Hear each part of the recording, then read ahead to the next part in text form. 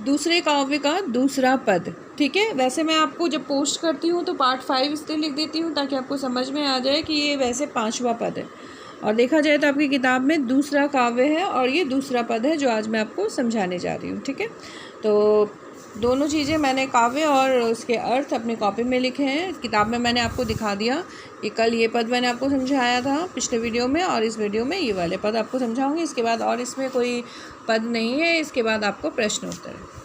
अगले वीडियो में आपको प्रश्न उत्तर कराऊंगी। तो पद की शुरुआत करती हूँ।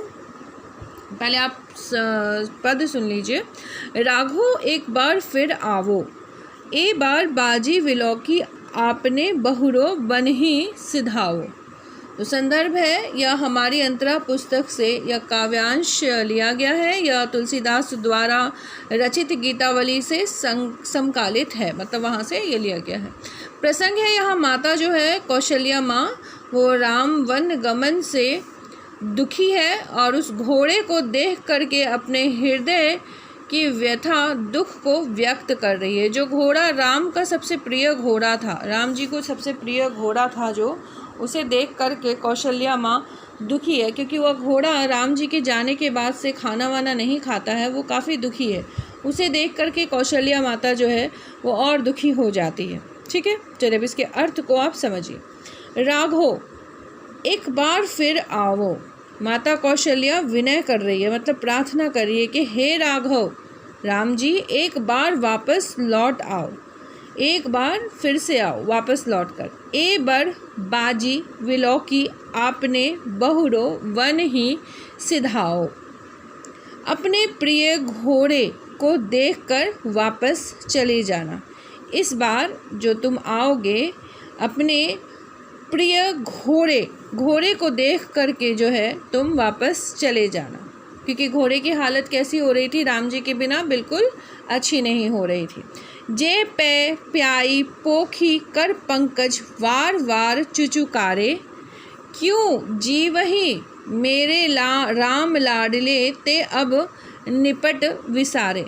जिसे तुम यानी कि श्री राम जल पिलाकर कमल रूपी हाथों से पुचकारते थे, तो उसे क्या करते थे, वो जल पिलाकर, जिसको तुम जल पिलाया करते थे, और अपने कर पंकज हाथों से, यानी कि जो उनके कमल जैसे हाथ थे, किनके, श्री राम के कमल जैसे हाथ से बार बार उसे पुचकारते थे। चुचुकारे मतलब पुचकारते थे। वह घोड़ा तुम्हारे विरह में दुखी है, मेरे राम लाडले ते अब निपट विसारे। वो क्यों जिएगा, वो तुम्हारे दुख में दुखी है, वह तुम्हारे बिना भला क्यों जीवित रहे। वो काफ़ी दुखी है, वो तुम्हारे बिना क्यों जीवित रहे। मेरे लाडले राम, वह तुम्हारे बिना क्यों जीवित रहे, जब तुमने उसे पूरी तरह छोड़ दिया है। मतलब तुम उसे छोड़कर यहाँ से चले गए हो, क्योंकि राम जी तो पैदल ही गए थे वनवास, अपने घोड़े को तो साथ लेकर नहीं गए थे, और जब थे तो राम जी अपने घोड़े को बहुत प्रेम किया करते थे, तो वो घोड़ा जो है अब वो जीना मतलब नहीं चाहता। यही बात हो रही है। कौशल्या माता जो है मतलब राम जी को उस घोड़े का दुख बता रही है। भरत 100 गुनी सार करत है अति प्रिय जानी तिहारे, यह घोड़ा जो है वो तुम्हारा अति प्रिय घोड़ा है, यह जान करके भरत जो है 100 गुनी देखभाल करता है। तो भरत को पता है कि यह घोड़ा जो है वो श्री राम का बहुत प्रिय घोड़ा है, ये जान करके भरत जो है उसे 100 गुना प्यार करता है। तदपि दिन ही दिन होत झावड़े मनहु कमल हिम मारे, फिर भी वो दिनों दिन मुरझाता जा रहा है। दुख से, श्री राम के चले जाने के बाद उनका घोड़ा दुख से मुरझाता जा रहा है, जबकि भरत उसकी देखभाल करते, फिर भी वो दुख से मुरझाता जा रहा है। तदपि दिन ही दिन होत झावड़े, मतलब दिन ही दिन वो मुरझाता जा रहा है। ऐसा शिथिल हो गया है, मतलब इस तरह से पत्थर की तरह हो गया है कि मानो कमल पर हिमपात हो गया है। जैसे कमल के फूल पर बर्फ़ के पत्थर गिर जाए तो कैसे कमल मुरझा जाता है, ठीक उसी प्रकार जो घोड़ा है वो श्री राम के चले जाने से मुरझा गया है। सुनहु पथिक जो राम मिली ही वन कहियो मातु संदेशो। आगे कौशल्या माता कहती है कि हे पथिक यात्री सुनो, यदि मार्ग में कहीं पर तुम्हें श्री राम मिल जाए तो उनसे माता का यह संदेश कह देना। तो फिर कौशल्या माता कहती है कि हे यात्री सुनो, अगर तुम्हें राम जी कहीं मिल जाए रास्ते में तो उनसे उनकी माँ का यह संदेश ज़रूर दे देना। तुलसी मोही और सबहिन ते, इन्हीं को बड़ो अंदेशो। तुलसीदास जी कहते हैं कि हे राम, मुझे और किसी की नहीं, बस इनकी चिंता है, एक बार आप दर्शन दे दो। तो तुलसीदास कहते हैं कि मुझे अब किसी की चिंता नहीं है, मुझे आपकी माँ, आपकी इस घोड़े की चिंता है, आप एक बार आकर इनको अपना दर्शन दे दीजिए।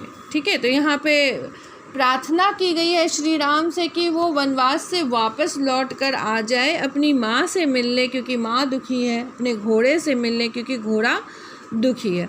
विशेष बातों पे ध्यान दीजिएगा, 4 विशेष बातें मैंने दी हैं, इन चारों को आपको लिखना है। यह पद जो है वो ब्रज भाषा की रचना है। यहाँ वात्सल्य रस का विवेचन है, यानी कि वात्सल्य बचपन के रस का विवेचन किया गया है।